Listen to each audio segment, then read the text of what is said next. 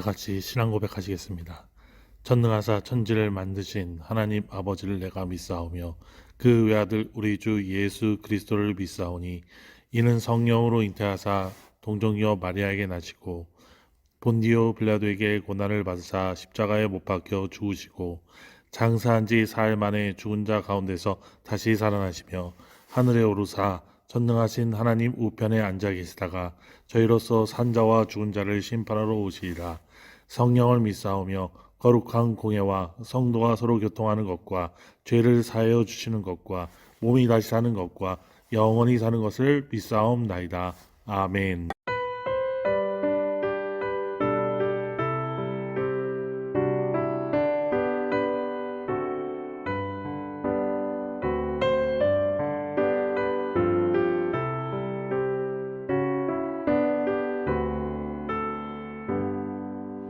나의 갈 길 다가도록 예수 인도하시니 내 주 안에 있는 긍휼 어찌 의심하리요. 믿음으로 사는 자는 하늘 위로 받겠네. 무슨 일을 만나든지 만사 형통하리라. 무슨 일을 만나든지 만사 형통하리라. 나의 갈 길 다가도록 예수 인도하시니 어려운 일 당한 때도 족한 은혜 주시네. 나는 심히 고단하고 영혼 매우 가라나 나의 앞에 반석에서 샘물 나게 하시네. 나의 앞에 반석에서 샘물 나게 하시네.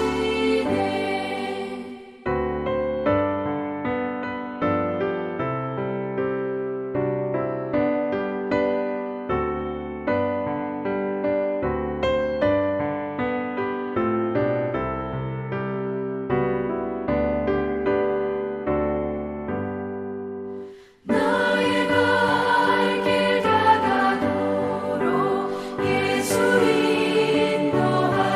인도하시니 그의 사랑 어찌 큰지 말로 할 수 없도다.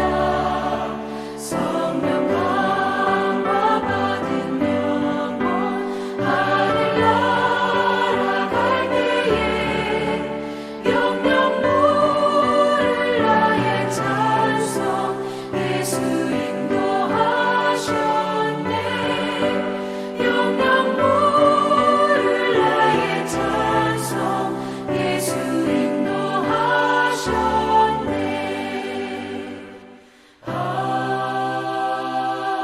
아멘.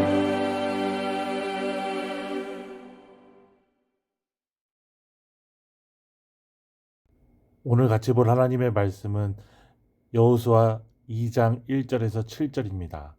눈의 아들 여호수아가 시딤에서 두 사람을 정탐꾼으로 보내며 이르되 가서 그 땅과 여리고를 엿보라 하매 그들이 가서 라합이라 하는 기생의 집에 들어가 거기서 유숙하더니 어떤 사람이 여리고 왕에게 말하여 이르되 보소서 이 밤에 이스라엘 자손 중에 몇 사람이 이 땅을 정탐하러 이리로 들어왔나이다. 여리고 왕이 라합에게 사람을 보내어 이르되 내게로 와서 네 집에 들어간 그 사람들을 끌어내라. 그들은 이 온 땅을 정탐하러 왔느니라. 그 여인이 그 두 사람을 이미 숨긴지라. 이르되 과연 그 사람들이 내게 왔었으나 그들이 어디에서 왔는지 나는 알지 못하였고 그 사람들이 어두워 성문을 닫을 때쯤 되어 나갔으니 어디로 갔는지 내가 알지 못하나 급히 따라가라. 그리하면 그들을 따라잡으리라 하였으나 그가 이미 그들을 이끌고 지붕에 올라가서 그 지붕에 버려놓은 삼대에 숨겼더라. 그 사람들은 요단 나루터까지 그들을 쫓아갔고 그들을 뒤쫓는 자들이 나가자 곧 성문을 닫았더라. 아멘. 오늘은 여호수아 2장 1절에서 7절로 여리고 정탐이라는 제목으로 말씀을 교훈 삼으려고 합니다. 여호수아가 여리고에 2명의 정탐꾼을 파견한 것은 38년 전 모세가 가데스에서 12명의 정탐꾼을 가나안에 파견한 것과 유사합니다. 따라서 정탐꾼을 파견한 여호수아의 행위는 어떻게 보면 하나님의 약속을 잊지 못한 결과라고 생각할 수도 있습니다.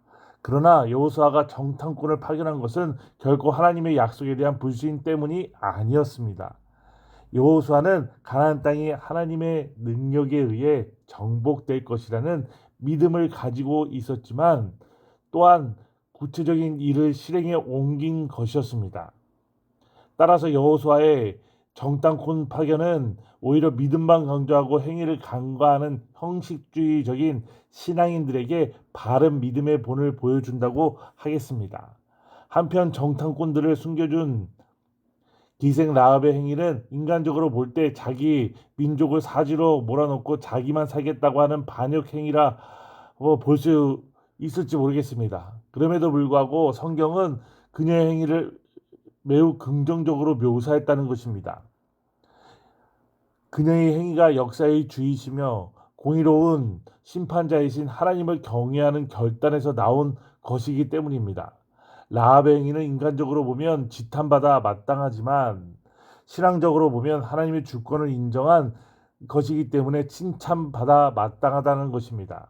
우리도 세상을 살아가다 보면 필연적으로 세상과 하나님을 선택해야 할 때가 있는데 그때는 반드시 하나님을 선택함으로 하나님께 인정받는 믿음의 사람들이 되어야 합니다. 오늘 본문을 보면서 같이 교훈 삼으려고 하는 것은 하나님의 백성들에게는 우연이 없다는 것입니다. 1절을 다시 본다면 정탐꾼들이 라합이라는 기생의 집에 들어가 거기서 유숙하였다 했습니다. 그렇다면 정탐꾼들이 왜 하필 라합이라고 하는 기생의 집에 유하게 되었을까요? 어떤 이는 정탐꾼들이 단지 길을 걷는 라합의 뒤를 따라갔다고 얘기도 합니다. 추측건대 어쩌면 정탐꾼들은 여러 사람이 거쳐가는 곳에 필요한 정보들을 얻을 수 있을 것이라고 판단했을지도 모르겠습니다. 외지인으로서 가장 의심을 덜 살 수 있는 곳이 기생의 집이어서 그랬을 가능성도 있습니다. 어쨌든 간에 넓은 차원에서 볼 때 정탐꾼들이 누구의 집에 들어갔는지 왜 그 집에 들어갔는지는 그다지 중요하지 않습니다. 그러나 정탐꾼들이 라합의 집에 유하게 된 것은 하나님의 주도 면밀하고 특별한 계획이었다는 것입니다.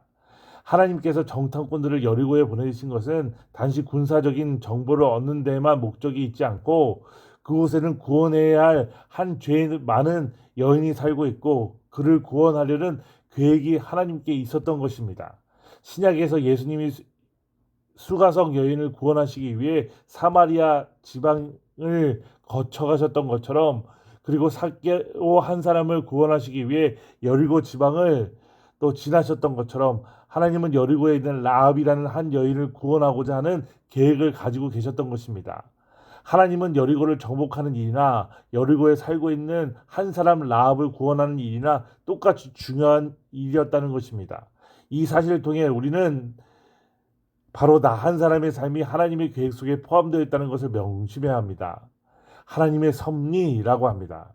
하나님의 섭리 중에 구체적으로 한 사람을 향한 구원의 계획을 가리켜 하나님의 작정 또 예정이라고 합니다. 하나님은 그 섭리로 우리를 주관하시면서 동시에 한 사람에 대한 구원과 같은 아주 작고 구체적인 일까지도 주관하시는 것입니다. 하나님은 한 사람의 영혼을 우주보다 더 사랑하시고 또 하나님의 은혜를 베풀어 주시는 것입니다. 성도의 삶에서는 그렇기 때문에 우연이라는 것이 없습니다.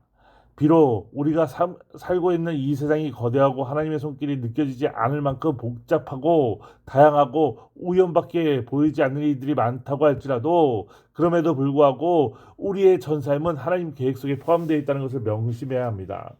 비록 당시에는 다 할 수 없지만 언젠가 우리는 하나님의 놀라운 은혜들과 계획과 섭리들을 발견하며 감사를 돌리게 되는 것입니다. 하찮게 보이는 나의 존재가 결코 하찮지 않다는 것을 명심해야 합니다. 내 삶의 계획들과 움직임 하나하나가 결코 작은 것이 아니라는 것입니다. 하나님이 반드시 선하게 섭리하여 주실 것을 믿고 우리가 믿음으로 나아가는 것이 필요합니다. 나의 안고 일어섬을 아시는 주님, 머리털까지 다 세신 그 주님, 하나님의 은혜를 믿고 하나님의 인도하심을 따라가는 우리 모두가 되었으면 좋겠습니다. 기도하겠습니다. 하나님 감사합니다. 오늘 여호수아 2장 전반부의 말씀을 살펴보았습니다. 여리고성에 정탐하러 갔고 거기서 라합을 만났던 사건들을 나눴습니다. 모든 것이 하나님의 계획이고 또 하나님이 그 가운데 강권적으로 책임져 주고 인도하여 주신다는 것을 같이 나눴습니다. 그리고 라합을 만난 것 자체가 우연이 아니라는 것을 또 나눴습니다. 우리의 삶도 우연이 아니라 하나님이 인도하시고 책임져 주고 있다는 것을 또한 우리가 같이 나눴습니다. 하나님 말씀을 명심하며 오늘도 하나님의 인도하심을 구하고 은혜를 구하며 하나님을 의지하며 믿음으로 잘 살 수 있는 저희 모두가 되게 하여 주시옵소서. 교회를 붙들어 주시고 담임 목사님과 사모님 영일간에 강건하게 붙들어 주시고 우리 성도님들도 지켜주시고 또 후임 목사님과 가정도 붙들어 주시옵소서. 감사합니다. 예수님의 이름으로 기도하옵나이다. 아멘. 하늘에 계신 우리 아버지여, 이름이 거룩히 여김을 받으시오며 나라가 임하시오며 뜻이 하늘에서 이루어진 것 같이 땅에서도 이루어지이다. 오늘 우리에게 일용할 양식을 주시옵고 우리가 우리에게 죄 지은 자를 사하여 준 것 같이 우리 죄를 사하여 주시옵고 우리를 시험에 들게 하지 마시옵고 다만 악에서 구하시옵소서. 나라와 권세와 영광이 아버지께 영원히 있사옵나이다. 아멘.